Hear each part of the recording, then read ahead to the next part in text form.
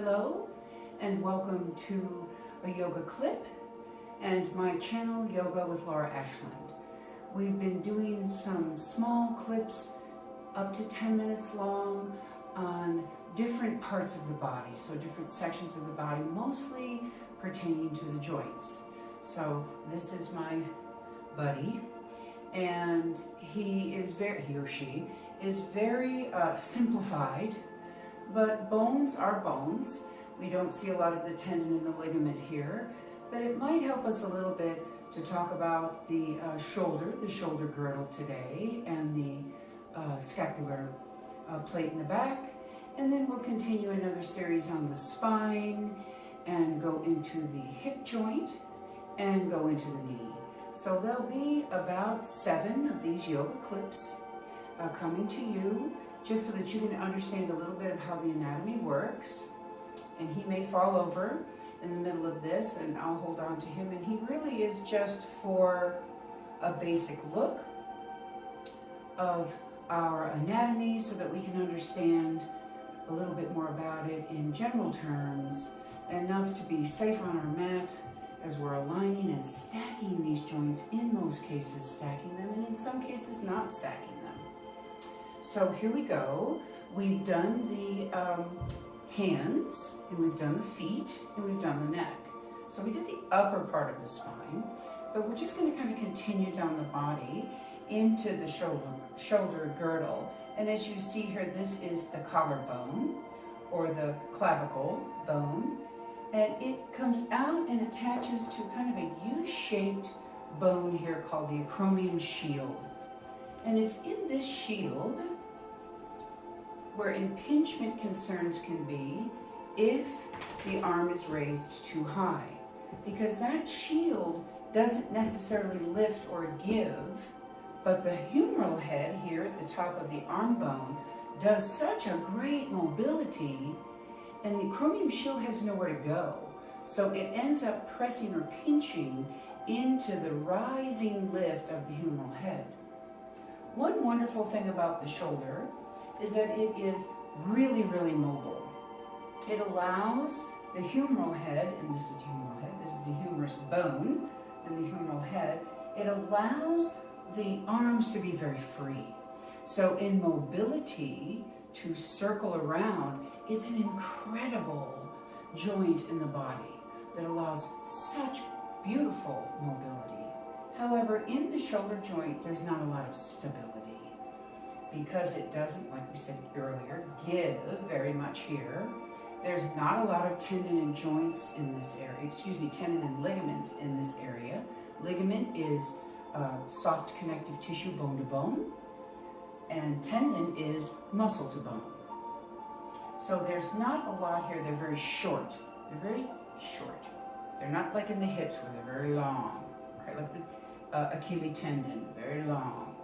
So we have this great, incredible range of the humeral head, but we don't have a lot of give when it comes to where the head inserts into this shield aspect here. However, the plate in the back, the scapular plate, is very mobile, and we'll go over that in a moment.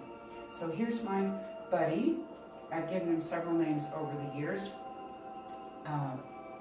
He's been in yoga studios, and my granddaughter, I keep him in my closet. That's the skeleton in my closet. And my granddaughter at the moment is trying to get used to him hanging in there. And here we go with a little bit of the shoulder. Now, at first, we have neutral shoulder. Let's just talk the humeral head and the glenoid, which is the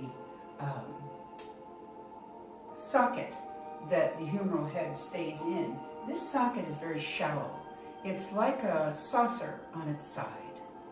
That's what gives the arm such mobility. But because it's such a shallow socket and the humeral head coming in here, that's when we get a slip. There's not nearly the surrounding socket like there is in the hip, where that socket in the hip can actually embrace the femoral head when we discuss hips. But to keep this mobility there, but also be careful that it doesn't slip away from a very shallow socket. And with very little tendon and ligament in there holding, the shoulder is mostly muscle. And there are several muscles here in the joint. They all work together. They kind of come in striads, they come in diagonals, they look triangular in some cases, and that's what also helps the mobility in the upper shoulder. So here we go with the shoulder heads being very neutral right now. And then as I bring my arms back, I'm taking kind of an external rotation to the shoulder head, which brings my scapular blade together in the back.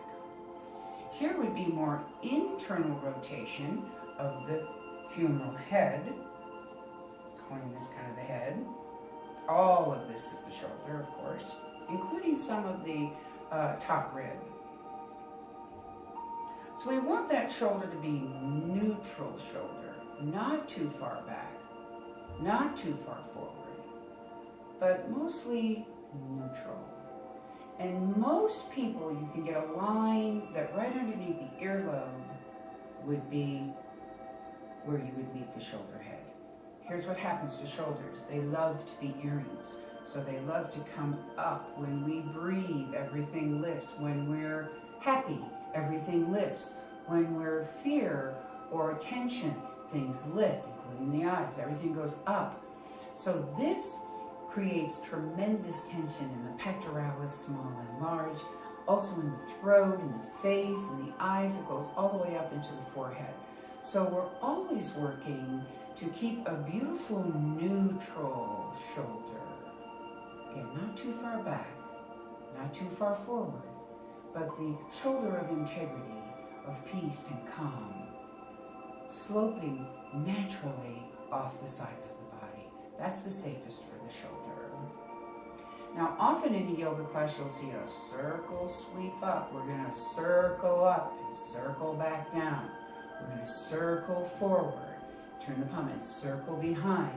Watch these rotations, even though they're very wonderful, and as long as you're feeling confident in them and you've got an appropriate certified instructor with you, or the physical therapist with you, or your doctor with you, to make sure that that's safe enough for you to do. Even though we can do it, doesn't mean we should do it. So in these big swooping motions, a lot of times we become impinged. There's that impingement, the humeral head coming into the acromion shield. And it's really from an 80 degree to a 30 degree range that's kind of a dangerous range to put the shoulder in.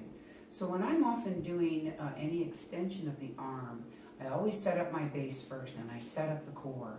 And then I fly the arms and take the arms into different postures, which you'll see if you continue with my channel.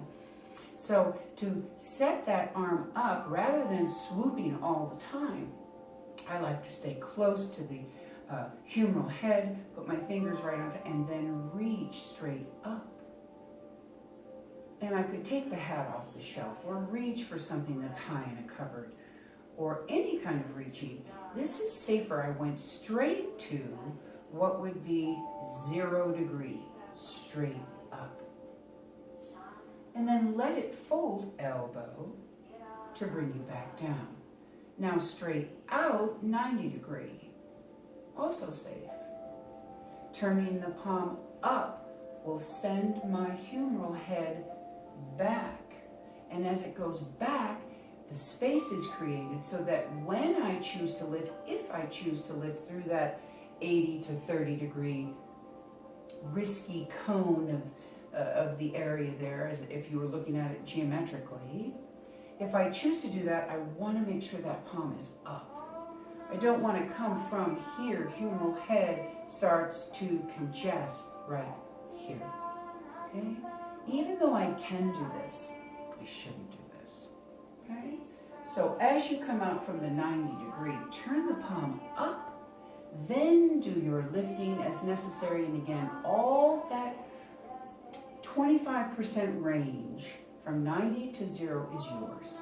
Whatever you feel good here. Maybe it's here, here, here, here, here, here, and not out. Also, wherever the elbow bends. If you've come forward and you go to raise up, but the elbow's beginning to bend, that's where you need to stop. Let the elbow help support the shoulder head. And then from the elbow, straighten out the arm. So if I'm only going from 90 degrees and I get up to 70, 80 degrees, 60 degrees, but my elbow begins to bend to relax that shoulder, that's where you should remain, right there. Try not to make any further attempts to go past where the elbow will bend for you, okay? It comes with a process, and it comes with patience and practice, that you can begin to straighten out the elbow and take it into a little bit more challenging rotation. Again, super mobility, very little stability. So we want to make sure that we're protecting our shoulder from muscles in the back, muscles in the abdominal, the core muscles. These muscles engage to protect this delicate bone attachment here of the shoulder. Now if I can turn Mr. around here for a moment. He's actually a yoga posture skeleton. He can bend around a little bit. I'd like you to notice the shoulder blade here, the scapula blade. Now, there's a lot going on here, of course, but what's most important is they're very mobile, super mobile. So that the scapular blade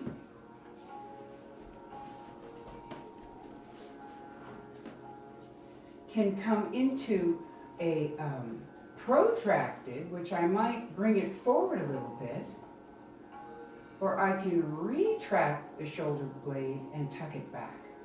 What we tend to live in is a lot of protraction. Neutral is best, but we tend to come forward and protract forward.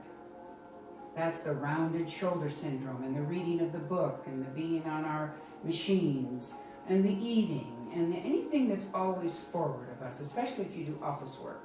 So we have this protracted shoulder blade.